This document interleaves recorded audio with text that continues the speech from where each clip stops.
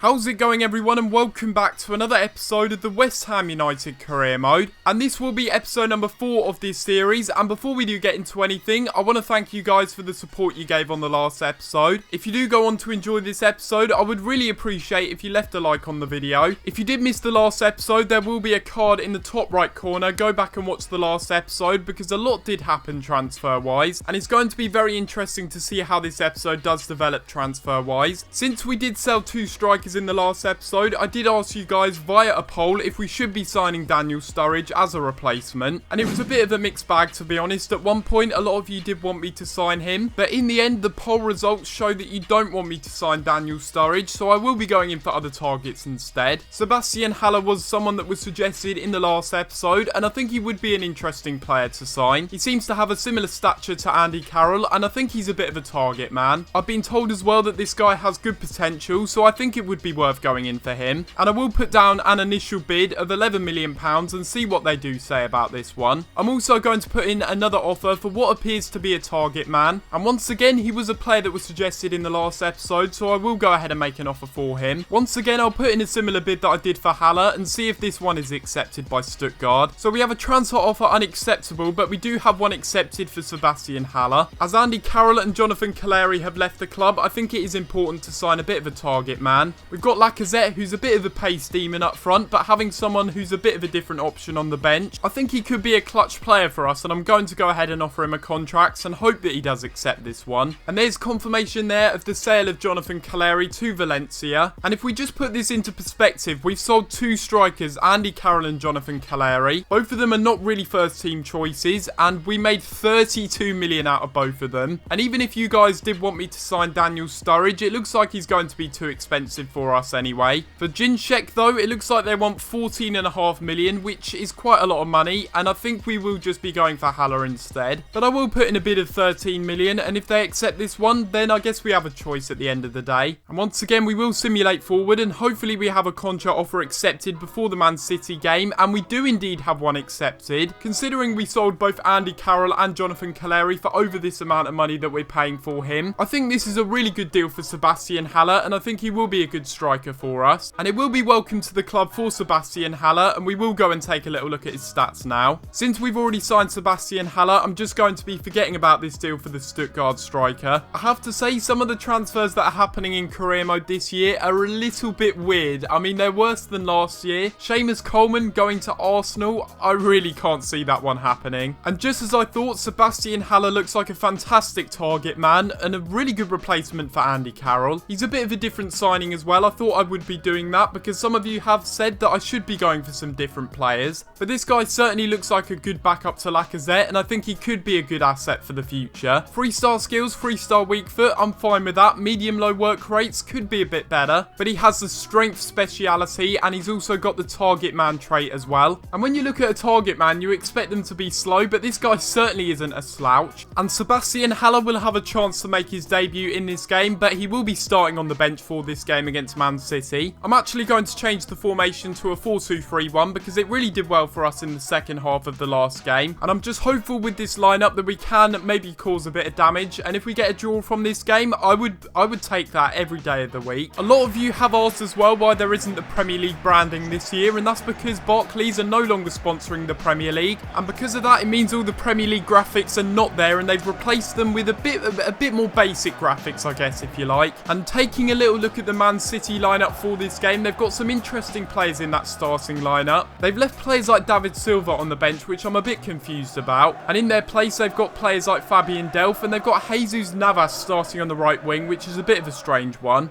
Now Gael Clichy getting the cross in, no one's there though. Cresswell clears away. It's back out for Zabaleta, and inside here to Fernandinho, having a shot. Great save though by Adrian. It's here to Cheku Kiyase inside, and again, no, I wanted it through the middle, but oh well. This is not too bad. We'll play it back inside. It's a Payet with a scoop turn. Oh, he's done really well to keep hold of it, and it's blocked off. And it's a penalty. Oh my god. We end up getting a penalty, and John Stones, what is he doing there? I'm not really too sure what he's doing there because the danger wasn't really there. The shot was blocked off anyway. John Stones goes sliding in. I will be putting the target on for this penalty. Can Mark Noble score this one? No, he can't. What a save that is by Caballero, and we should have taken the lead from that one. Noble's done really well to hold up the ball. It's here to Lanzini going for a shot, and he does end up taking the lead for us. And despite the fact we missed a penalty only a few minutes ago, it's a really good finish there by Lanzini into the bottom corner. We do end up beating Caballero with our second shot on goal, including the penalty, and I'm very, very happy with that. Keep running and play it forward here to Lacazette. We can keep running with this one. We have some space through the middle, and we'll just keep going and play this one back inside, and it's a good shot and a great save. And we can't quite get there from the rebound. That's a bit of a wayward effort. And I think this compact 4-2-3-1 formation works a bit better than the 4-3-3. Great defending there by Reed. Really good stuff, and we aren't quite able to go on the break because that is half time. Really impressed with the way we played in this first half, and it's a massive improvement from the Bournemouth game. Even though we got a win in that Bournemouth game, it was very, very shaky, but in this one, we're doing a lot better. And as we go into the second half, I just really want more of the same, to be honest, because that was a really good first half performance. We need to make sure we don't foul Fabian Delph, but he's done really well to get inside and play it off to Clichy. Wow, what a miss that is. And unfortunately for me, they've taken off Fabian Delph and brought on Kevin De Bruyne, so it looks like they're really taking this game seriously now. That's really interesting by Man City and a bit of a risk, really. They brought on Iheanacho in the place of Aguero, but we'll play this one inside, and it's a good ball again here to Lacazette going for a shot. What is Kouyaté doing? We should have made it 2-0 there, and had Kouyaté, the clumsy oaf, not got in the way, we could have done that. I'm not really too sure what to do now because we've got a lot of players closing down, but we have found a pass here to Kouyaté, who's turned the defender and had a shot. And he does end up making it 2-0, and it looks like we're out of sight now. I didn't think we stood a chance against Man City, but we've played so well in this game, and we've definitely deserved our lead. And it's just really basic defending from Man City, and Caballero should have done better to save that opportunity. I'm not really too sure where Claudio Bravo is and why he's not playing for them, but I'm not going to complain because it's 2-0 in this game. And it looks like we're on course to get the 3 points in this game, which would be absolutely massive. Fernando's done well to hold on to the ball. He's probably just trying to look for the cross or an opening gap, and they have found it for Iheanacho, getting the cross in, and Adrian just about gets to that one. But it's De Bruyne picking up the ball, having a shot, and again Adrian has to be alert to save that one. And there we have it. We end up dispatching Pep Guardiola's Man City 2-0 in this game, and we certainly played well throughout the 90 minutes. We deserved to get the win, deservedly getting the 3 points, and Adrian certainly did well saving a few of Man City's shots. And after we've done that, we will have some more player training as well, and hopefully we can see some growth from this session. And from this session, we do see Reece Oxford going up to a 68 overall. I don't really feel like we need to make any more signings as we approach deadline day. I think I'm happy with the squad as it is. And looking at the deals going into deadline day, there's certainly a lot of realism in some of those. Lukaku's gone to Manchester United for 46 million, and De Gea has signed for Bayern Munich, so obviously they didn't have a problem with the fax machine this time. And at the end of the transfer window, I will take a little look at all of the clubs and what deals they've made. Some people said that I should be signing a right back, but to be honest, we've got players like Nordveit who can play there. I will also start to train Sam Byram as well so that he gets to a good overall. And you look at that, even more realism now with Tottenham signing Coutinho for £49 million. This is only the beginning of FIFA as well, so I can't imagine what the transfers are going to be like a few years down the line. Icardi has moved to Wolfsburg. Are you serious? Really? Some of these deals are just getting out of hand. They are really getting ridiculous. But it's 4 hours remaining, and I don't think we will be selling any more players. So not only have Arsenal gone ahead and signed Seamus Coleman, they've also gone ahead and signed Florenzi as well. So that means they have 4 right backs at the club at the moment. They've got Florenzi, they've got Coleman, and they've also got Debuchy, and they've got Bellerin as well. Unbelievable. And we have a transfer offer here for Darren Randolph. It's going to be from Ibar, but if they do want to take him from me, they're going to have to offer £5 million. I think it's going to be too late for them anyway, even if the deal is accepted in the final hour. And suddenly we have so many offers for Darren Randolph, we're just going to reject this one because we won't even be able to sell him anyway. So that is going to be that at the end of deadline day. We end up finishing off the transfer window, and a very successful one as well. In the last hour of the transfer window, Robert Lewandowski has moved to Manchester United for £89.5 million.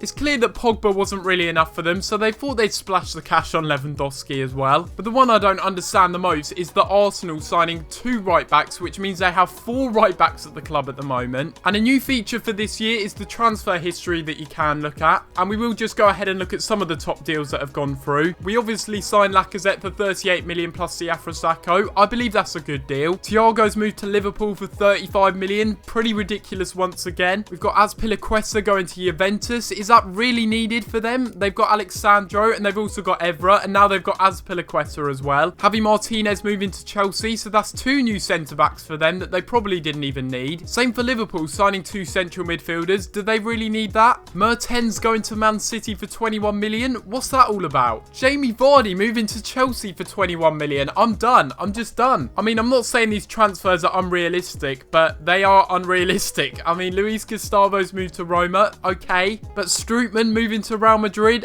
No, just no. Herrera's signed for Southampton. Yeah, I could see that one happening. Kivrak signed for Everton. But there's some really interesting deals here and a lot of transfers going on, which is good to see. Because in the past couple of FIFAs, AI transfers really haven't been happening that much. So it is good to see that the AI is finally spending money. But these are just some ridiculous transfers that are happening. And before we end off the window, we will take a little look at some of the players we've signed and sold. We've made a profit of 32.5 million, which is good. We've sold some Deadwood. We've brought in some quality players as well. Lacazette, Lafont and also Haller being the main ones. And that will be the end of this summer transfer window. So a very successful one. And I'm very happy with the players we've signed. I'm not too sure if we'll see any players that have grown for this month, but I will just skip through and see if there are any. Lanzini's actually up to an 80 overall, and he's had a very good start to the season. Gokantura's up to an 80 overall, and I probably will sign him at the end of the loan spell. So despite having an excellent start to the season, Dimitri Payet's down to an 85, and I really just can't understand that. He's in excellent form, a 7.7 average rating. We've only just signed Haller, but he's already gone up to a 78, and we will now be playing the final game of the episode up against Watford in the Premier League. We've had a really good start to the Premier League so far, getting 7 points from 3 games. Currently sitting in 3rd place, and hopefully from this game we can climb up the table even more. Hopefully we don't go up 2-0 in this game and then bottle the lead to lose 4-2, but we'll have to wait and see. And looking at the Watford lineup for this game, they've got an interesting side, but I think we have the ability to win against them. It's quite a defensive formation, so it's probably going to be quite hard to break down Watford. Masuaku intercepts well, and we'll play this one forward. Up here to Lanzini, playing it again. We're through on goal in a really good position. And it'll be Lacazette with the shot. And he does end up scoring the first goal of the game. And you better believe I'm dabbing for that one. That is a dabtastic goal. I'm sorry. I'll never do that again. I really am sorry. But Lacazette on the slide in the rain does get his first goal in the Premier League. And it's a very important one as well. Oh, we're in a bit of trouble here because we've lost the ball in midfield. And here goes Troy Deeney. He'll keep on running with this one and try and cut back inside. It's a really good block though by Ogbonna.